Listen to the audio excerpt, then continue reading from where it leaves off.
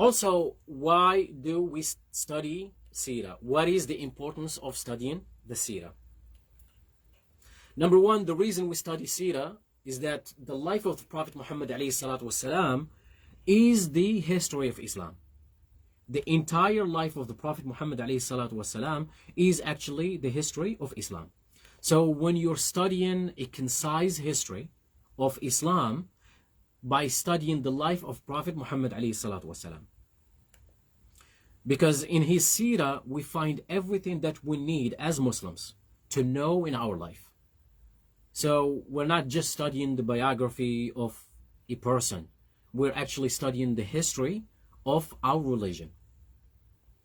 To the point that Ali ibn Hussein ibn Ali ibn Abu Talib, which is the grandson of Ali radiallahu anhu, said that we were taught the Seerah of the Prophet like we were taught the Quran. It is very important. He said we were taught the Seerah of the Prophet like we were taught the Quran. This is how important Seerah was for them. So they would study it like they study the Quran. And that actually makes sense, because if you want to study the life of Musa alayhi salam, we get it from the Quran.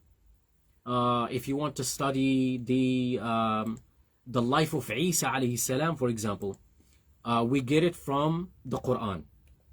So the life of any messenger, we go back to the Quran. We can't find, however, the detailed life of the Prophet Muhammad alayhi salatu wasalam anywhere besides the Quran.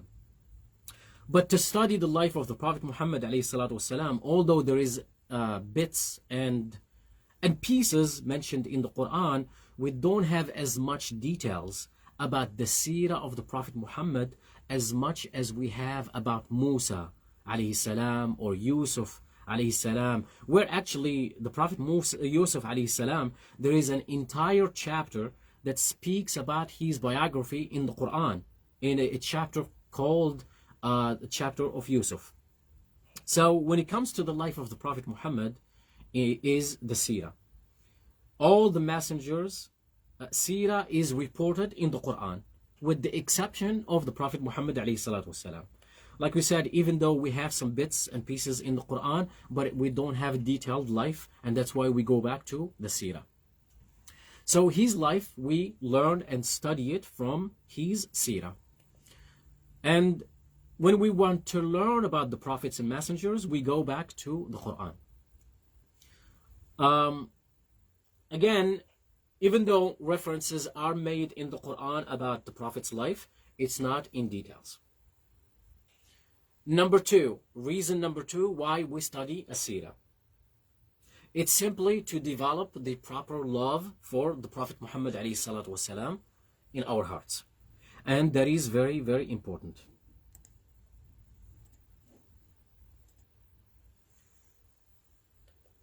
Because loving Muhammad alayhi salatu wasalam is ibadah, is worship. It is part of our faith to love Muhammad alayhi salatu wasalam and to love all the prophets. All of them, no exception. The Prophet alayhi salatu wasalam said, لا يؤمن أحدكم حتى أكون أحب إليه من والده وولده والناس أجمعين.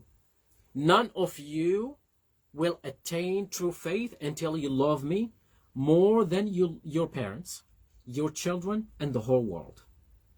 So it is very clear. And we don't become true believers until we truly love Muhammad alayhi salatu wasalam more than anything else. It is part of our religion to love Muhammad alayhi salatu wasalam and all the prophets, peace be upon them all. So the entire ummah of the Prophet Muhammad alayhi salatu wasalam, they love him.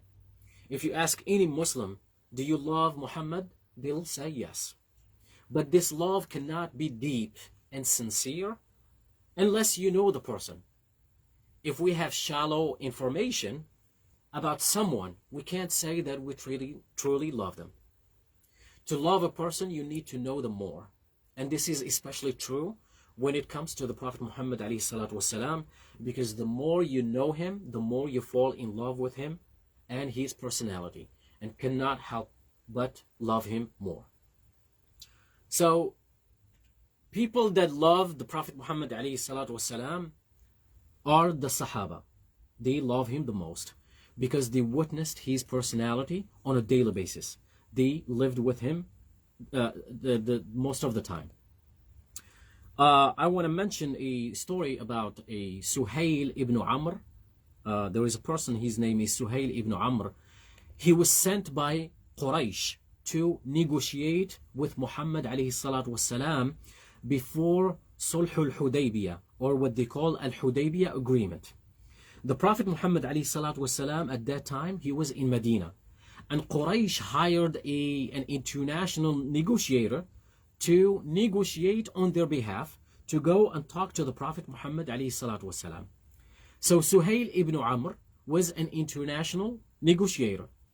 He has been to the courts of the Persian emperor, the Roman emperor, and the emperor of Abyssinia. He's actually a well-connected man. And now that Quraysh hired him and sent him to negotiate with Muhammad ﷺ. So he went to Medina. And this is a very fascinating story as well, since we're talking about the stories of the life of the Prophet Muhammad ﷺ.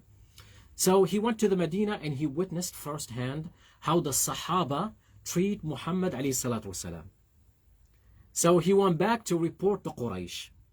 He told them, I visited every emperor that exists on this earth, because he was a well-versed man. But I have never ever in my life seen a leader that is so loved and respected by his followers like Muhammad ﷺ. He said, I have never seen nothing like that in the world. He said, I have seen amazing things. Among them is that Muhammad ﷺ would be making wudu, and the Sahaba would be rushing to get the water falling off his body. So he told Quraysh, do whatever you wish. I cannot speak on your behalf. These are the people who will never ever give up their leader. So if we want to love Muhammad ﷺ, we need to learn more and more about him. As I said, even though among the masses of Muslims don't have enough information about the Prophet ﷺ and don't know much about his seerah, because it's not part of the curriculum that schools in the Muslim world teach, nevertheless, even though we are ignorant about him and his life, he is still the most beloved figure that ever lived in humanity. His name actually is the most common name in the world. There is no other person that ever lived in history that has so many people name themselves after the Prophet Muhammad ﷺ. I knew a person before that his name was Al-Ashir, Muhammad Al-Ashir. And I have always called him Muhammad Al-Ashir. And one day, Al-Ashir in Arabic basically just means Ashara, number 10. So I asked him one time, I told him, how did you get this name Al-Ashir? I told him, is that your last name? He said, no. He said, actually, he was from Africa. He said his father had 10 children, all of them were boys. And the last one was a girl. So all the boys, he named them Muhammad. So to differentiate between every one of them, he said he named them, the first one is Muhammad al-Awwal, Muhammad al-Thani, Muhammad al-Thalith, all the way to Muhammad al-Ashir. And this person was Muhammad al-Ashir, which means Muhammad the first, Muhammad the second, Muhammad the third, all the way to Muhammad the 10th.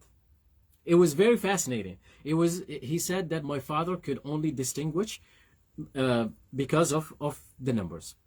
So no one in history had an ummah love Muhammad ﷺ the way we love him. He is the most loved figure in history.